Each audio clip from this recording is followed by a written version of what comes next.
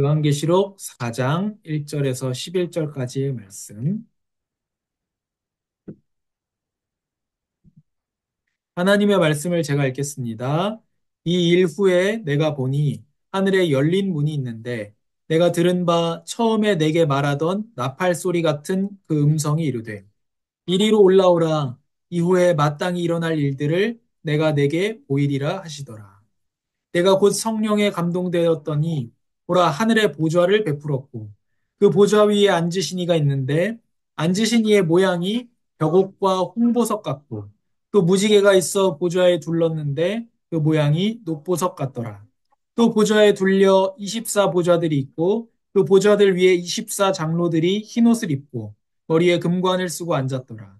보좌로부터 번개와 음성과 우레소리가 나고 보좌 앞에 켠 등불 일곱이 있으니 이는 하나님의 일곱 영이라. 보좌 앞에 수정과 같은 유리바다가 있고 보좌 가운데와 보좌 주위에 네 생물이 있는데 앞뒤에 눈들이 가득하더라. 그 첫째 생물은 사자 같고 그 둘째 생물은 송아지 같고 그 셋째 생물은 얼굴이 사람 같고 그 넷째 생물은 날아가는 독수리 같은데 네 생물은 각각 여섯 날개를 가졌고 그 안과 주위에는 눈들이 가득하더라.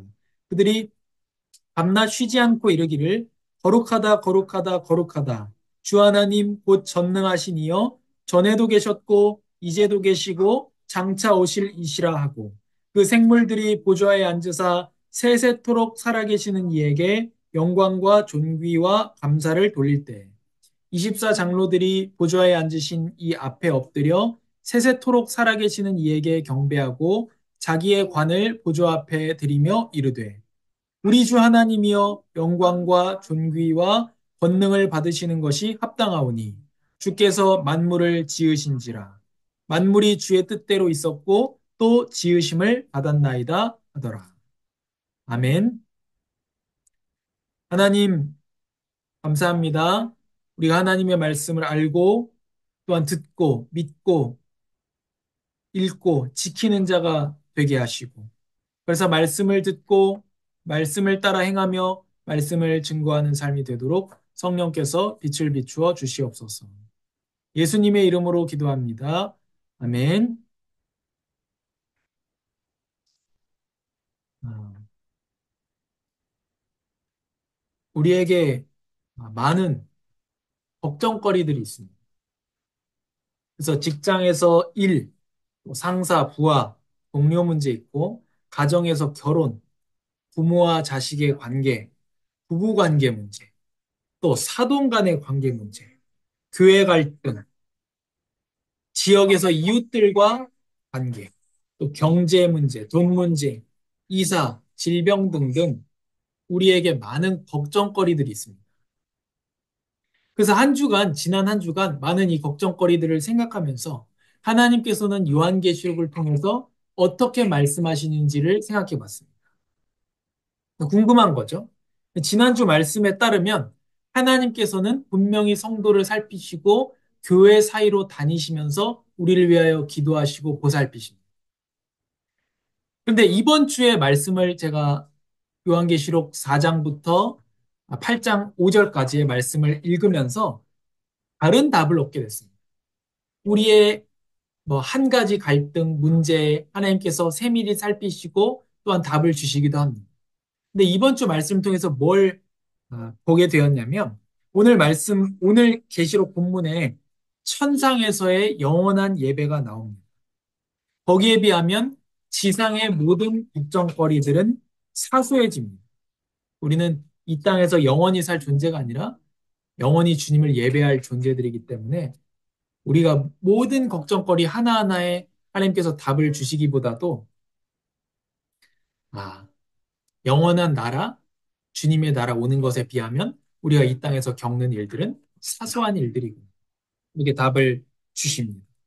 우리가 영원한 나라에 대한 걸 알 때 다른 중요성이 생겨서 지나가는 일들에서 시선을 들어서 하늘을 바라보게 됩니다. 영원하신 하나님 앞에서 오늘을 어떻게 살 것인가 이런 새로운 생각을 하게 됩니다. 오늘 말씀의 제목이 죽음을 넘어서는 한희입니다. 첫 번째로 죽음 앞에 교회만 위로하기 위해서입니다. 우리가 성경을 바르게 이해하려면 우리 지난주에 뭐 야곱과 에서 말씀 가지고도 설명을 드렸지만 성경을 바르게 이해하려면 하나님께서 우리에게 성경을 주실 때 사람을 사용하셨다는 사실을 알아야 됩니다. 그래서 말씀은 성경은 각 시대별 인간의 문학 형태에 담겨 있습니다. 그걸 쓴 사람이 존재하기 때문에.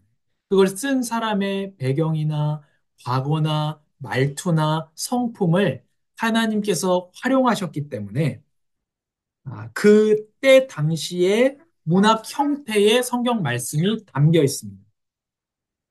그래서 하나님께서 사람에게 말씀하신 것이기 때문에 사람에게 맞도록 말씀을 주신 거죠. 자기를 나타내신 겁니다. 시편은 노래나 시 형식으로, 서신서는 편지 형식으로, 역사서는 역사 기록의 형식으로 되어 있는 겁니다. 그때 당시에. 그리고 성경에는 1차 청자, 처음 듣는 사람이 있습니다. 창세기는 출애굽한 이스라엘 백성들.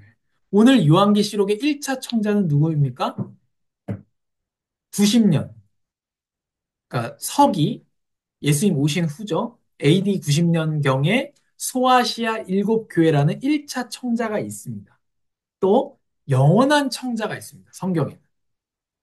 전에나 지금이나 앞으로 있는 모든 성도들이 성경의 청자, 듣는 사람이 됩니다. 또 지금 듣고 보는 눈에 보이는 가시적 교회, 보이는 교회, 우리 아름다운 교회가 또 하나님의 말씀 성경을 보고 있습니다. 그래서 지난주 말씀과 같이 전에나 이제나 앞으로나 우리의 왕이신 예수님께서 전에나 지금 우리의 아름다운 교회나 앞으로 있을 성도들이나 하나님께서는 말씀하신다는 겁니다. 그래서 1차 청자, 요한계시록 때의 사람들, 그걸 받는 성도들, 그 배경을 알고 계시록의 문학 형태를 이해할 때 원래 말씀의 의미를 알 수 있고, 원래 말씀의 의미를 우리가 알아야 우리의 삶에 어떻게 정확하게 적용할 수 있을지를 알게 됩니다. 그래서 뭐 여호수아에 보면 여리고성의 이야기가 나옵니다. 근데 그 여리고성의 이야기에서 7번 돌면 무너지잖아요. 그래서 어떻게 설교하냐면 이제 좋아하는 사람 있으면 그 주위에 7번 돌면서 기도해라. 그러면 얻게 된다. 이렇게 설교를 하기 때문에 또 아니면은 들어가고 싶은 회사 있잖아요. 그럼 거기를 7번 그리고 뭐 교회 주변에 심지어 제가 직접 들었는데 교회 주변에 뭐 7바퀴 돌면서 뭐 흑암을 꺾으면서 기도한다든지 이렇게 하게 됩니다. 그러니까 그때 당시에 것들을 알아야 우리가 정확하게 원래의 의미를 알고 또 원래 의미를 가지고 우리 삶에 또 새롭게 적용할 수가 있습니다. 그러면 요한 계시록을 바르게 이해하려면 계시록 때의 상황을 알아야 되는 겁니다. 우리는 지금 편안하게 신앙생활하고 있기 때문에 우리의 시선으로 요한 계시록을 읽으면 이해가 안 돼요. 우리가 예수 믿는다고 죽이는 사람이 없기 때문에 그 핍박받는 교회의 시선으로 읽어야 됩니다. 사도 요한은 예수님께서 십자가에서 죽으신 것을 본 사람, 또 함께 예수님의 제자가 되어 동거동락했던 친형 야고보가 헤롯에 의해 목이 잘려 죽었습니다. 그럼 생각해 보세요. 제가 예수님의 제자가 돼서 신앙생활을 하고 있는데 함께 신앙생활을 하던 친형이 왕에게 끌려가서 목이 잘려서 죽었단 말이에요. 근데 우리는 그런 생각을 안 하고 요한계시록을 보기 때문에 더 이해하기가 어려운 겁니다. 근데 어쨌든 요한은 그런 걸 겪었던 사람이고 또 함께 신앙생활하던 성도들이 황제를 숭배하지 않는다는 이유로 경기장에서 짐승들에게 찢겨 죽임을 당하고 있고 자기는 반모섬에 유배돼 있습니다. 그런 상황에서 썼다는 것을 우리가 이해하면서 계시록을 읽어야 정확히 이해할 수 있는 겁니다. 그 모든 걸 겪어온 사람을 통해서 하나님께서 그때 핍박받는 교회와 지금 핍박받고 있는 교회와 모든 교회에 말씀하시는 것이 요한계시록입니다. 그러니까 그런 배경과 그런 사실을 겪어온 사람이 핍박받는 교회에 썼다는 사실을 우리가 알아야 정확하게 이해할 수가 있는 거죠. 요한계시록의 배경은 이 AD 90년에 도미티아누스 황제라는 사람이 있었습니다. 이 사람은 공포 정치와 황제 우상화로 권력을 튼튼히 하려고 합니다. 당연히 그리스도인들은 여기에 반대하죠. 황제를 섬길 수 없잖아요. 하나님을 만을 신으로 섬기기 때문에. 그 도미티아누스는 그들을 죽이는 것으로 해결하는 거죠. 근데 요한의 편지들이 당연히 검열을 하기 때문에 교회에 닿을 수가 없는 거예요. 불태워져 버립니다. 그럼 어떻게 해야 되겠어요? 암호로 써야 되겠죠. 그래서 성도는 알아듣고 성도는 보좌라고 쓰면 아 이게 하나님의 임재를 뜻하는 거예요. 열둘이라고 쓰면 교회를 의미하는 거예요. 14만 4천이라고 하면 12 곱하기 12가 144거든요. 그러면은 교회 곱하기 교회. 그러니까 과거, 현재, 미래의 온 교회를 충만한 교회의 숫자를 말씀하시는구나. 라고 성도는 이해하는 거죠. 4라고 하면 세상을 의미하는 거예요. 그래서 이 요한의 서신이 각 교회에 전달될 때에 검열관들에 의해서 불태워지지 않기 위해서 암호를 썼는데 그걸 상징이라고 말합니다. 상징을 왜 쓰죠? 상징과 비유는 알 사람만 알아듣고 모를라야 되는 사람은 모르게 하기 위해 상징을 쓴 겁니다. 그래서 이런 배경 속에서 우리가 상징을 이해해야 되는 겁니다. 두 번째로 모든 교회와 만물이 주를 찬송하리라. 4장 1절부터 22장 5절까지는 이후에 마땅히 일어날 일들입니다. 1장부터 3장까지는 교회에 대한 하나님의 말씀이었잖아요. 그때 당시에 소아시아 교회에 대해서. 물론 지금도 우리에게 말씀하시지만 그 이후에 마땅히 일어날 일들. 그것이 그리스도의 교회 수호와 원수들의 멸망입니다. 이게 마땅히 일어나거든요. 오늘 본문은 4장 1절부터 8장 5절은 어린 양과 두루마리, 현재와 미래의 재앙, 종말의 전조들이 나옵니다. 먼저 하늘이 열리고 어린 양이 두루마리를 받으십니다. 4장의 요한은 하늘에 열린 문을 봅니다. 그때 나팔 소리 같은 음성이 들립니다. 이게 4장의 요약인데요. 보좌에 한 분이 앉아 계시는데 그 옆으로 24개의 보좌가 있고 그 위에 24명의 장로가 있습니다. 보좌 앞에는 7개의 등불이 있는데 그것은 7영입니다. 보좌 주위로는 사자, 송아지, 사람, 독수리 등 4개의 형상을 한 앞뒤에 눈들이 가득한 6날개의 생물이 있습니다. 그 생물은 밤낮 거룩하신 하나님을 찬양하며 외칩니다. 24명의 장로들 역시 엎드려 보좌에 계신 분께 경배합니다. 우리가 7 하면 뭐가 생각납니까? 뭐 행운의 숫자이기도 한데 7, 일주일이 7일입니다. 그래서 하나님께서 6일을 창조하시고 7일에 안식하셨다는 것은 완성을 얘기하는 겁니다. 7은 성경에서 주로 완성을 말합니다. 24 장로들은 교회를 상징하는데요. 12는 교회의 숫자입니다. 이스라엘의 12지파, 예수님의 12제자. 12제자 중에 유다가 배신을 하죠. 바로 어떻게 합니까? 제비를 뽑아서 마띠아를 불러서 12명을 다시 채웁니다. 12명이어야 되는 거예요. 그래서 12는 교회의 숫자고 24장로는 교회 더하기 교회, 12 더하기 12. 곧 이제나 전에나 장래의 모든 교회를 말하는 겁니다. 보좌는 하나님의 임재를 말합니다. 그래서 24장로가 보좌에 앉아 있다는 것은 교회가 하나님의 임재 가운데 있다는 거죠. 과거나 지금이나 미래나 모든 교회는 하나님의 임재 안에 있다라는 말입니다. 보좌 앞에 7영이 있습니다. 7영이 누구냐? 7은 완전을 뜻하기 때문에 완전한 영, 곧 성령을 말합니다. 그래서 성령이 7분이라는 게 아니고 완전하고 어디서나 계실 수 있다. 성령은 저와 함께 하시고 또 우리 성도님들과 함께 하시고 또 성도들과 함께 하잖아요. 성령이 여러분이라는 뜻이 아니고 어디서나 계실 수 있다라는 뜻에서 또 완전하다라는 뜻에서 7영이라고 말합니다. 4는 세상을 상징합니다. 그래서 내 생물은 온 세상의 모든 피조물을 말합니다. 어떤 건 사자 같고 눈들이 많이 있고 어떤 건 송아지 같고 어떤 건 사람 같고 어떤 건 독수리 같고 이렇게 말하잖아요. 모든 생물을 얘기하는 겁니다. 그래서 탄식하면서 예수님의 재림을 기다리고 있는 모든 생물입니다. 왜 탄식합니까? 죄로 인해서 피조물들도 고생하고 있거든요. 지금 사람의 죄 때문에. 마침내 우주 만물이 밤낮 하나님을 찬양할 것이죠. 지금 그걸 4장에 말하는 겁니다. 교회 역시 보좌에 계신 분께 경배합니다. 5장의 내용은 보좌에 앉으신 그분의 오른손에는 일곱 인으로 봉한 두루마리가 있습니다. 요한은 그걸 보면서 크게 옵니다. 왜요? 요한은 지금 뭘 기다립니까? 마지막을 기다리고 있어요. 근데 그 마지막에 그 두루마리에 있는 그 인을 뗄 자가 없는 거예요. 마지막을 교회를 완성시킬 사람이 아무도 없는 거예요. 그때 죽임을 당했던 어린 양, 예수님이죠. 일곱 영, 성령과 함께 두루마리를 가져갑니다. 내 생물과 24 장로들, 어린 양 앞에서 찬양합니다. 내 생물, 모든 만물과 24 장로들, 온 교회, 과거, 현재, 미래 모든 교회가 어린 양 앞에서 찬양합니다. 왜요? 오늘 말씀 뒤에 나오겠지만 심판이 곧 최후의 심판은요. 최후의 구원입니다. 최후의 심판은 곧 최후의 구원입니다.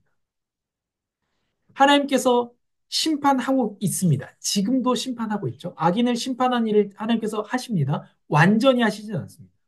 지금 악인이 잘 되는 순간도 있습니다.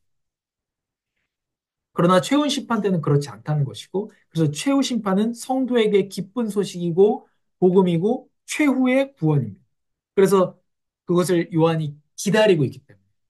성도는 다 종말을 기다립니다. 기다리는 게 정상이에요. 저도 안 기다려왔는데, 별로 안 기다려왔는데, 종말을 기다리는 것이 성도는 당연한 거거든요. 그래서 요한이 종말이 그 인을 일곱 두루마리의 인으로 봉한 두루마리를 뗄 자가 없으니까 요한이 우는 이유가 뭐냐면 요한 종말을 기다리고 있거든요. 지금. 그렇습니다. 그래서 아무도 이 세상을 마무리할 자가 없고 오직 시작하신 분만 종말을 가져올 수 있습니다. 그분은 죽음으로 우리 구원의 창시자가 되신 어린 양 예수십니다. 그래서 예수님은 세상의 창조주시고 구원의 창시자이면서 종말을 시작하시는 분입니다. 성령과 함께 마지막을 시작하십니다. 만물과 전 세대의 교회는 어린 양 예수 앞에서 찬양하고 천사도 함께 경배합니다. 그래서 하나님의 나라의 일원 중에 하나가 뭐냐면 천사들입니다. 두 번째로 어린 양이 두루마리의 일곱 인을 이제 떼십니다. 종말을 예수님이 시작하시는 거죠. 6장에 어린 양께서 일곱 인을 차례로 떼기 시작합니다. 첫째 인을 떼자 흰 말을 탄 사람이 활을 갖고 면류관을 받아 이기려고 합니다. 둘째 인을 떼자 붉은 말을 탄 사람이 큰 칼을 받습니다. 셋째 인을 떼자 검은 말을 탄 사람이 손에 저울을 들고 나타납니다. 이제 달아보는 거죠. 넷째 인을 떼자 청황색 말을 탄 사망이라는 이름의 사람이 땅 4분의 1을 죽입니다. 다섯째 인을 떼자 말씀 때문에 죽게 된 영혼들이 제단 아래에서 소리를 칩니다. 그들은 흰 두루마기를 얻게 됩니다. 말씀 때문에 죽은 사람, 곧 순교한 사람들이죠. 그 사람들이 흰 두루마리를 받습니다. 여섯째 인을 떼자 큰 지진이 납니다. 해는 검게 되고 달은 피처럼 붉어지며 별들은 다 떨어집니다. 임금들을 비롯한 천하의 강한 자들이 불에 숨어듭니다. 그래서 예수 믿는 자들을 핍박하고 또 하나님을 우습게 여기고 자기의 권력과 재물을 의지했던 사람들은 불에 숨어듭니다. 그래서 차라리 바위가 떨어져서 어린 양의 진노로부터 가려달라고 호소합니다. 요한계시록의 이 상징들, 아까 말씀드린 대로 상징들이기 때문에 순서대로 진행되는 게 아닙니다. 역대기처럼요. 순서대로 되지 않습니다. 좀 약간 바뀌는 부분들이 있습니다. 순서가. 예수님께서 이제 비밀을 풀어서 마지막을 시작하십니다. 악인이 잘 되는 것 같습니까? 저도 그렇게 생각할 때가 있어요. 저도. 와, 저 사람들이 여기 있을 때 꿀은 다 빨아놓고 싹 세탁해가지고 또 새롭게 교단에 가서 하고 이런 것들을 볼 때에 야, 여기서 꿀 다 빨다가 최후의 한 방울까지 빨고 이제 세탁해서 다른 교단 가가지고 현수막 걸고 이런 것들을 볼 때, 야, 진짜 악인이 잘 되네. 억울할 때가 많습니다. 그러나 하나님께서는 분명히 말씀 때문에 고난받는 성도를 알고 계십니다. 이것이 지난 수요일의 말씀이었죠. 예수님이 알고 계신. 세상에 잘 나가는 사람들이 하나님 아래에 있기를 거부합니다. 근데 하늘에 계신 이가 비웃으십니다. 이게 시편 2편의 말씀이거든요. 하늘에 계신 이가 비웃는다. 그들의 강함, 능력, 지혜롭다고 여기는 것, 재물은 예수님의 진노를 막는데 조금도 도움이 되지 않습니다. 어떻게까지 이 사람들이 마지막 때 합니까? 차라리 돌무더기가 내 위에 쏟아졌으면 좋겠다. 예수님의 진노로부터 나를 가려줬으면 좋겠다. 거기 깔리는 것이 낫겠다는 거죠. 오직 그의 아들에게 입맞추라. 그렇지 아니하면 진노하심으로 너희가 길에서 망하리니 그의 진노가 급하십니다. 여호와께 피하는 모든 사람은 다 복이 있다. 어떤 것도 예수님의 최후 심판에서 진노에서 막을 수가 없고 오직 그의 아들에게 입맞추라. 예수님이죠. 예수님을 의지하라. 그 사람만 진노에서 건짐을 받는다는 겁니다. 7장에 그 후에 천사 넷이 땅의 각 면을 붙잡아 바람이 불지 못하게 합니다. 하나님의 인을 가진 천사 하나는 천사 넷에게 하나님의 종들의 이마에 인을 치기까지 해치지 말라고 외칩니다. 인을 받은 자의 수는 이스라엘 12지파로 총 14만 4천 명. 여기서 이제 그 이단이 나오는 거예요. 14만 4천이. 근데 분명히 14만 4천은 나옵니다, 여기. 나라와 족속과 백성과 방언에서 흰옷을 입은 큰 무리가 종려가지를 들고 어린 양을 찬양하고 천사들 역시 보좌에 엎드려 경배합니다. 흰옷을 입은 자는 누구냐? 장로 중에 하나가 대답하기를 어린 양의 피에 옷을 씻어 희게 된 자들이라고 합니다. 예수 그리스도의 보혈로 씻긴 사람들, 곧 성도들이 흰옷을 입고 주님 앞에 나옵니다. 어린 양이 그들의 목자가 되고 하나님은 그들의 눈에서 눈물을 씻어주실 것입니다. 그래서 최후 심판은 곧 최후의 구원입니다. 교회의 완성입니다. 그래서 성도는 정말 최후의 심판을 기다립니다. 그래서 우리가 매주 뭐라고 합니까? 나라가 임하시오. 그걸 기다립니다. 지금까지 숫자들이 그런 것처럼 14만 4천은 문자적인 숫자가 아닙니다. 그 이단에서 얘기하는 것처럼 14만 4천만 구원받는다. 그런 게 아니고 상징이죠. 12, 10 곱하기 12, 144. 교회 곱하기 교회. 천은 많다는 뜻이기 때문에 많고 많은 과거의 현재 미래의 모든 교회의 성도들을 얘기합니다. 예수님께서 원하여 부르신 사람이 과거로부터 이때까지 한 사람도 빠짐없이 모였다는 뜻입니다. 그 수가 찼다는 거예요. 수가 다 찼다는 겁니다. 교회의 숫자가 다 찼다는 거예요. 근데 교회를 모으는 예수님의 사역은 항상 성공합니다. 예수님이 성도를 모으고 있습니다. 지금. 그래서 온 민족이 어린 양 예수님을 찬양하고 천사들도 경배합니다. 8장에 아직 인이 하나 더 남았습니다. 이 일에 계속 천사들과 성도들의 찬양이 계속 거룩하다. 어린 양 계속 이루어집니다. 아직 인이 하나 남았는데 어린 양이 일곱째 인을 떼자 하늘이 고요해집니다. 요한은 하나님 앞에 선 일곱 천사를 보았습니다. 그들은 하나씩 나팔을 받습니다. 다음 주에 이제 일곱 나팔로 이어지거든요. 일곱 인, 일곱 나팔로 이어집니다. 또 다른 천사가 성도의 기도인 향로를 하나님께 올리고 제단의 불은 땅에 쏟습니다. 우리와 번개 지진이 납니다. 농부가 씨앗을 심었다가 때가 되면 거두어서 알곡은 창고에, 가라지는 불에 태우는 것이 당연합니다. 하나님께서 세계를 시작하셨습니다. 인간의 범죄로 세상은 오염되고 피조물들도 탄식하며 마지막을 고대하고 있습니다. 때가 되면 하나님께서 기뻐하는 자들을 모으고 뜻에 맞지 않는 자들을 다 불못에 던지는 것이 당연하죠. 그렇죠. 당연하죠. 이제 때가 되고 알곡이 이만큼이면 됐다라고 하면 때가 되면 알곡 거두고 가라지 태우는 게 당연한 겁니다. 이게 구원이고 곧 심판입니다. 그러면 알곡은 어떻습니까? 마지막을 기다립니다. 성도는 제가 이 오늘 설교 준비하면서 아, 찬양할 수밖에 없다. 하나님의 나라, 완성, 종말, 최후 심판을 기다릴 수밖에 없다. 그래서 계시록의 마지막, 성경의 마지막이 어떻게 끝납니까? 아멘, 주 예수여 어서 오시옵소서 끝나. 기다린다니까요. 이 종말을 알게 되면 저도 기다리게 되고 찬양할 수밖에 없구나. 이 요한계시록에 굉장히 많이 나오는 게 찬양이에요. 오늘 우리 찬양했던 뭐 전능왕 오셔서도 그 배경이고 거룩하다. 그 가사 자체가 요한계시록 4장에 나오는 거잖아요. 그래서 구약의 수많은 선지자들과 하나님의 백성들이 주의 날을 기다리고 말했습니다. 소선지서 주제 자체가 주의 날. 기도는 하늘에 올라가고요. 불은 땅에 쏟아집니다. 알곡들은 기도합니다. 나라가 임하시오. 주문을 외죠, 많은 사람들이. 그게 아니라 간절한 마음으로 기도하는 거예요. 나라가 임하시오. 마지막 교회의 완성입니다. 하나님의 나라 어디에 있습니까? 지금은 하늘에도 있고 땅에도 있습니다. 하나님의 나라. 하늘과 땅은 출애굽 당시에는 성막에서 이어졌습니다. 왕국기에는 성전에서 이어져 있었습니다. 하늘과 땅이 이어지는 곳이 어디였습니까? 성막이었다는 거예요. 그 지성소에 하나님이 임재하셨잖아요. 그 아주 작은 공간에. 성전 때, 왕국기 때 어떻게 됐습니까? 조금 넓어집니다, 성전으로. 조금 넓어집니다. 그리고 예수님 오시고 언제가 되었습니까, 그게? 하늘과 땅이 어디에 이어졌습니까? 예수님 오셨을 때? 예수님에게서 이어졌다니까요. 하늘과 땅이.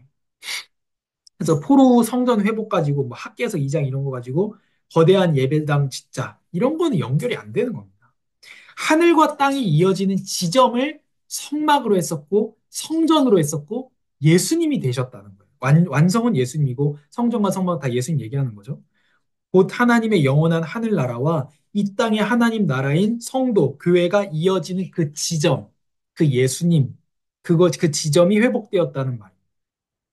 그게 느헤미야에서 우리가 읽었던 성전 회복을 말하는 겁니다. 예수님을 말하는 거예요. 하늘과 땅이 이어지는 그 지점. 그래서 예수님이 오셨을 때 하늘과 땅은 임재한 하나님이신 예수님에게서 이어집니다. 그래서 에베소서 1장 10절에 하늘에 있는 것이나 땅에 있는 것이 다 그리스도 안에서 통일된다. 마지막 때는 하늘과 땅이 새 하늘과 새 땅으로 재창조되고 어린 양이 직접 교회의 불빛이 되시고 교회는 완성됩니다.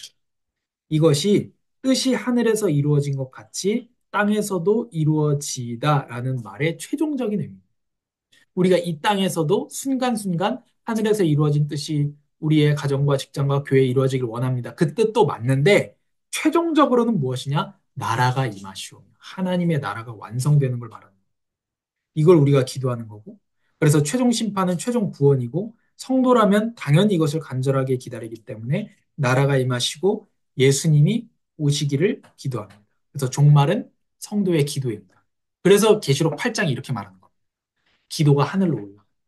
하나님께서 신음하는 핍박받았던 성도들의 기도를 응답하셔서 기도의 응답으로써 예수님의 재림과 최종 심판이 이루어진다라는 겁니다.